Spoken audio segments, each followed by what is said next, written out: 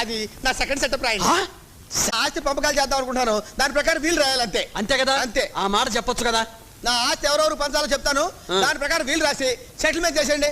సరే చెప్పు. రాస్తా. దండ పెట్టుకో. ఎవరికి? ఎవరు దండ పెట్టుకుంటా? కాగితాలకి. కడుపు అన్నం తింటున్నావా, గడ్డి తింటున్నావా? ఆస్తి పంపకాలు చేస్తుంటే మధ్యలో దండ పెట్టుకుని రాస్తావు నువ్వు. ఇగో నువ్వు నోరు పరచుకున్నావు. అంబాజీపేటలో 5 ఎకరాల కొబ్బరి తోట, 2 ఎకరాలు మా అబ్బాయికి, 3 ఎకరాలు మా ఆవిడకి. మా ఆవిడకి. మీ ఆవిడకి? మా ఆవిడకి కాదు. చెప్పు. అంతర్వేదిలో 6 ఎకరాలు రొయ్యల చెరువులండి, 3 ఎకరాలు మా తమ్ముడికండి, 3 ఎకరాలు మా అబ్బాయికండి. రాశారండి? రాశాలో చెప్పు. తాడేపల్లిగూడెల్లో ఓ తాటి తోపండి, ఓ పెంకుటిల్లండి. అది నా సెకండ్ సెటప్ రాయండి. Second setup? వారిని ఎరుకుపాలెం ఫేసు ఇసకలో తొక్క.